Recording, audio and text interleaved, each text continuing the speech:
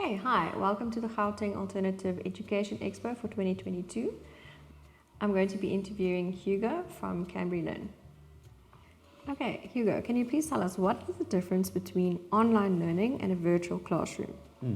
So virtual learning needs to be more comprehensive than purely delivering video lessons or interacting with someone online. It needs to be fully interactive, and that's what CambriLearn believes in. So we provide a full suite of online facility for interaction with your teacher and your peers, so digital classrooms, live lessons, recordings of those live lessons.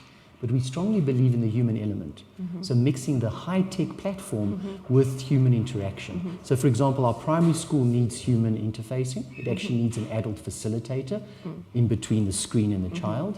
And our high school allows self-schooling by the adolescent, but we still strongly encourage for them to attend a center where they can be socialized and peer interact and be supervised by others other than the parents. So we have that hybrid learning model in mind, which makes the school more comprehensive and beyond just academics and also non-formal education, which is more comprehensive, right? That's what we stand for. So that's, I think, what makes a virtual school more than just online learning, more than just short course learning by screen. You know, it's got to be more comprehensive. So it's sometimes referred to as hybrid schooling or blended learning, which basically involves a mix of on paper, paper-based books and handwritten assessments, which is our nature, but also high-tech interaction and support materials and live-streamed classes. So it's the blend of those two that makes it a truly virtual school for an experience of the best of both worlds.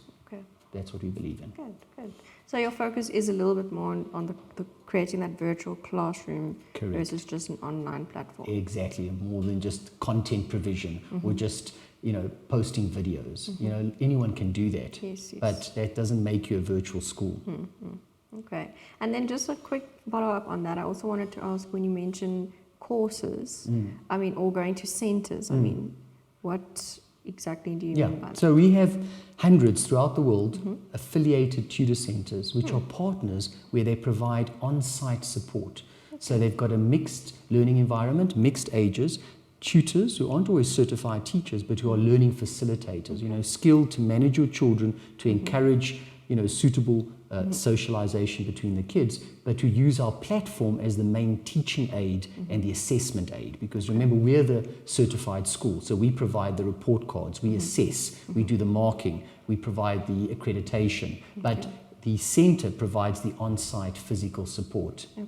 If that makes sense. Yes. Yeah, so that's what we strive towards. Hybrid thing. A hybrid kind of schooling, that exactly. Makes sense. Thank you. Thank you. And now we're going to be also interviewing Crystal from CambriLearn. So, Crystal, can an Afrikaans-speaking student or, Afrikaans learner switch to an English program like Cambridge? Of course. So, as Hugo, my colleague, mentioned, we integrate your CAPS and your Cambridge. We are first and foremost first language speaking English, but at the same time, we can integrate our Afrikaans offerings in our CAPS. So if you're going from our primary levels being grade 1 all the way to grade 6, where only your core subjects are English, Maths and Science, we can definitely incorporate your Afrikaans from our CAPS offering. But if our students want to transition from an Afrikaans to an English, we definitely accommodate, and we actually find that our Afrikaans students thrive better than our English, funny enough, in the environment. Oh, that's awesome. Thank you. Okay, and you guys have two curriculums, so with the National CAPS curriculum and then the Cambridge. So, what are the pros and cons to each, and can you mix them? Thank you. Actually, excellent question. Yes, you can mix them, because what makes CambriLearn unique is that we allow you to buy subject by subject, even on our CAPS curriculum. So it permits you to mix and to tailor a program that's got the best of both subject offerings.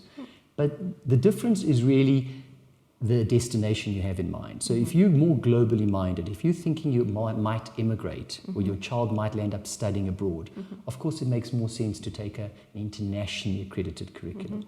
But if you're happy with the local university options, or with just thinking local, or you want a system that allows you to maybe switch back to traditional schooling more easily, let's be honest, the CAPS system, the South African National Curriculum System, gives you a lot more in that vein. So that's the reason we've offered both. One for the global market or for the locals who are globally minded, and the other which is primarily just for South Africans. We're very happy to do the same curriculum they would do at a traditional school, but they go and do it virtually through us and maybe an allied tutor centre. So really, it's not that one is better than the other. Our philosophy is fit the curriculum to the child. So you could easily get a family where one child is doing the British International curriculum with us and one child is doing the South African, for instance, That's because very clever. yeah, they're more suited. But you're quite right, you could even mix them. It's not even a case of you have to do one or the other. Why not pick and choose and do a mix? You could do British International English, but do CAPS Afrikaans. Nothing wrong. Perfectly acceptable. Okay, and then like when you get to sort of accreditation or matric, can you still mix? Good, very good question. I'm glad you asked because I don't want to misinform our public out there. Parents, once you come to finish matric or finish school in South Africa, you can finish with the British International curriculum, absolutely, fully accredited to go to university locally. However, you can't at that stage mix curriculum. So you're quite right. From the grade 10 phase, you have to pick one single examining body. Okay, otherwise you will hit problems because you can't merge certificates. You can't have a matric certificate missing subjects, for instance, and then complement those with Cambridge certificates. Will never be accepted in the local instance. It's quite interesting that overseas, Namibia, our neighbour, accepts dual curriculums very easily. But South African authorities do not. So I'm glad you asked that because I don't want to misinform parents. At the lower grades, perfectly permissible. Nothing wrong with that. But from grade 10 onwards, you have to pick a single examining authority. Thank you. Quite right. Thanks. Thanks for asking. Good to know. Thank you. Thank you. So, Crystal, are you guys purely an online school system? No, we are a hybrid learning model. So we still integrate your textbooks, workbooks, your recorded video lessons. All our assignments, assessments, and tests and work are still very much handwritten.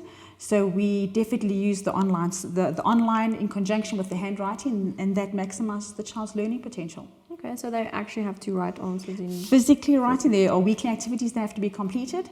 The assessments and assignments are still very much handwritten. Down to screen time, as much as everyone thinks we are an online platform, you don't sit your child in front of the screen and go, okay, learn. We don't work like that.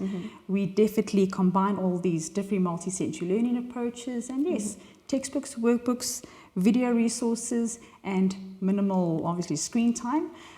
We also work on what we call a 1 hour, one focused hour per subject per day. So if parents are looking at how much screen time or how much time on an online homeschooling, pretty much a focused hour per day per subject. That's great. So so it's like the online is more an extra resource to the handbook. Correct. Yeah, it's like it's a course outline, so it'll indicate a bit of a guideline and a pacing chart.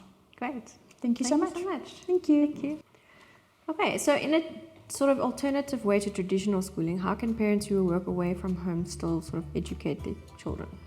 So the model for homeschooling has shifted considerably as time has passed. You know, the traditional system of homeschooling was there was a traditional family, nuclear family, and dad went out to work and mom stayed home and mom schooled the kids. That's changed. That's now the minority of the cases. In many instances, it's dual income earning families or it's single parent households. So, and even if parents are able to school their children, they often prefer not to. They prefer to outsource it, to get a professional to do it, and also they want their kids out of home, they want their kids socialized. So that's the advocated model. That's what CambriLearn stands for, this blend of online permitting kids to then socialize in an alternate environment that's a hybrid kind of school that's using virtual schooling platforms like us, but also socializing them and teaching them in person. That's actually the way to do it when your parents aren't able to school you themselves. That's what we advocate for, actually. That's what CambriLearn stands for. That's a very good option. And I feel like then it's giving them that option of a, like say, a hybrid blended thing, also a classroom environment, a bit of a school experience, but still being That's it. alternative. That's what we stand for. Thank you. You're welcome.